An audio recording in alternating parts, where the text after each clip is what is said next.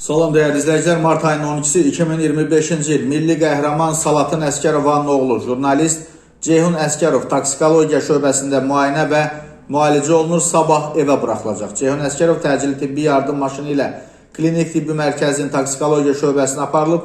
Musavat.com-un məlumatına görə bir müddət əvvəl o sosial şəbəkələrdə status və səs yazısı paylaşaraq səhhətinin ağır olduğunu, ölüm təhlükəsi ilə üz-üzə qaldığını bildirmişdi. Bu paylaşımdan sonra səhiyyə qurumları hərəkətə keçərək onu təcili yardım vasitəsilə bir sayılı klinik tibbi mərkəzə çatdırıb.